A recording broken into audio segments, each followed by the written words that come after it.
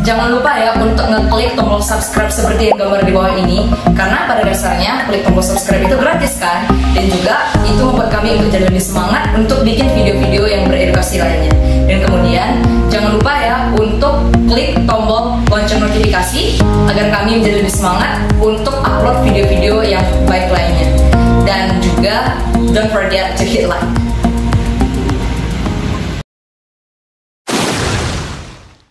Halo sahabat Dusaka, kembali bersama saya Sahari dalam channel Dusaka Dunia Sahabat Sawit dan Karet.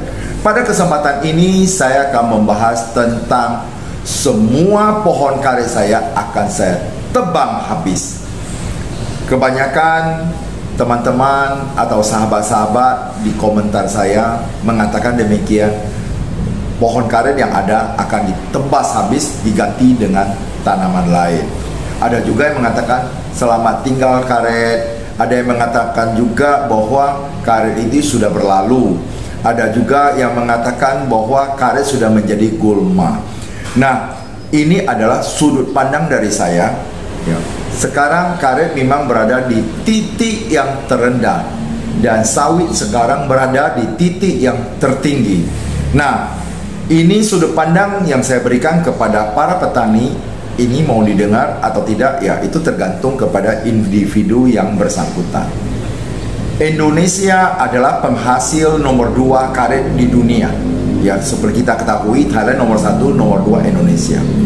Seandainya Indonesia menebas habis semua karetnya atau pohon karetnya di Indonesia, kemudian kebutuhan dunia atau internasional terhadap karet suatu saat pasti akan meningkat. Karena apa? Karena Indonesia yang pemilik lahan terbesar sebenarnya itu sudah kehabisan tanaman karetnya.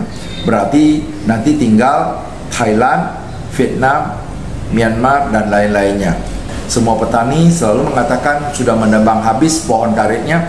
Bahkan pohon karetnya yang masih muda pun sudah ditebang habis. Dan ada yang mengatakan sangat menyesal telah menanam pohon karet.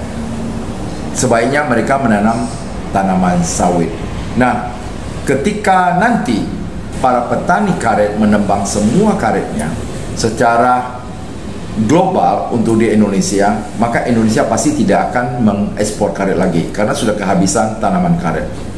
Namun, cepat atau lambat, karena kebutuhan karet suatu saat akan terus meningkat. Kenapa?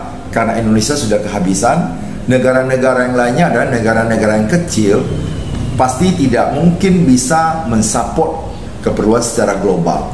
Makanya cepat atau lambat, ini menurut pemikiran saya, menurut prediksi saya ya, cepat atau lambat harga karet dunia itu pasti akan naik. Ketika karet itu mulai berangsur-angsur menanjak naik, katakanlah 1 kilo itu sudah mendekati 20.000 sampai 25.000. Apa yang terjadi dengan para petani karet? Nah, itu cerita klasik masih muncul. Aduh, saya sudah menebang habis semua itu. Kalau tahu seperti ini, saya tidak akan menebang karet saya. Itu bahasa klasik. Saya sudah sering dengar kalau ada hal-hal tertentu. Aduh, saya sudah terlanjur. Kalau tahu seperti ini, saya tidak akan menebang karet saya. Ya, itu sudah terlambat. Jika para petani mau menanam kembali karet itu membutuhkan waktu lebih kurang 5 tahun baru bisa dideres. Katakan yang paling cepat 3-4 tahun kalau misalnya pohon karet atau tanaman karetnya itu adalah berasal dari tanaman yang unggul. Kalau karet itu tidak unggul, bisa menunggu sampai 5-6 tahun baru bisa dideres atau dinore. Ketika kita menyesal atau sering sekali kita menyesal, segala sesuatu itu datangnya pasti terlambat. Memang sekarang sawit lagi naik daun, tapi perlu kita pikirkan sawit ini sekarang memang dibutuhkan karena ada biodiesel. Tapi bukan hanya negara Indonesia saja yang memperluas lahannya. Ternyata negara-negara di Asia Tenggara juga mereka juga berlomba-lomba menanam tanaman sawit. Bukan hanya itu, di Tiongkok juga mereka mulai menanam, katakan pemerintah Tiongkok sudah mengalokasikan lahan sekitar 2 juta hektar untuk menanam sawit. Dan sawit yang mereka produksi nanti atau tanaman yang mereka tanam itu tahan terhadap dingin dan tahan terhadap kering. berarti suatu saat Indonesia akan mendapat saingan. Yang dulu impor atau Tiongkok mengimpor CPO dari Indonesia, berarti setelah mereka bisa memanen sendiri sawitnya, secara otomatis impor Tiongkok untuk CPO di Indonesia pasti juga akan menurun. Dan juga negara-negara lain juga ikut menanam sawit. Kita tidak usah jauh-jauh, seperti karet saja. Dulu Afrika, apa yang kita kenal? Kita tidak pernah mengenal Afrika tentang karet. Tapi sekarang Afrika sudah bisa memproduksi karet sendiri. Bahkan karetnya itu lebih banyak daripada industrinya. Sehingga ada juga dari Indonesia, provinsi tertentu yang sudah mulai untuk mengimpor karet dari Afrika ke Indonesia. Memang saya dengar demikian. Tapi ada juga keluhan, mungkin karet di sana itu karetnya lebih banyak daripada industrinya, sehingga karetnya itu sudah diletakkan atau disimpan terlalu lama. Sampai diimpor ke Indonesia, karet itu sudah sangat keras. Dan ketika karet itu keras, sudah terlalu lama disimpan, akibatnya apa?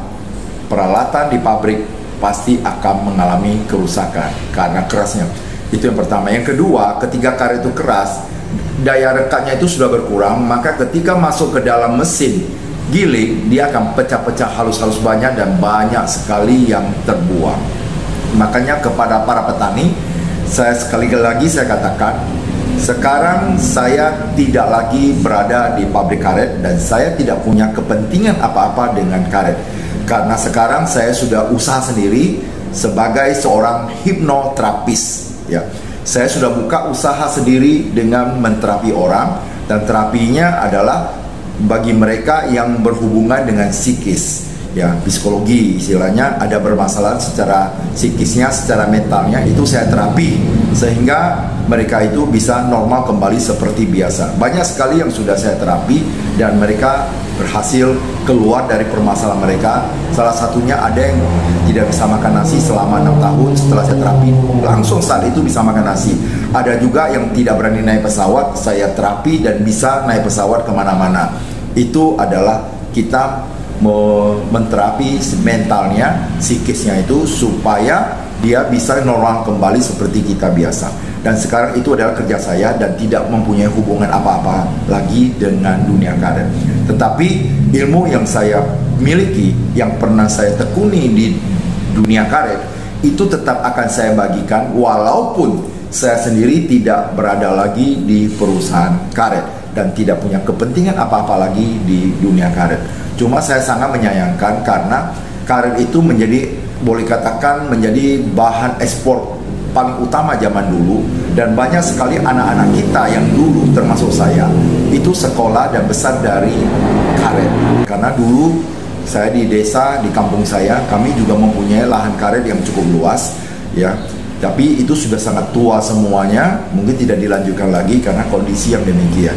Dan tidak ada yang merawatnya lagi, akhirnya semua juga tidak terawat dengan baik. Demikian kepada sahabat karet semuanya, sahabat Dusaka, semoga kita semuanya dalam keadaan sehat, sukses dan bahagia, dan menjadi orang yang luar biasa.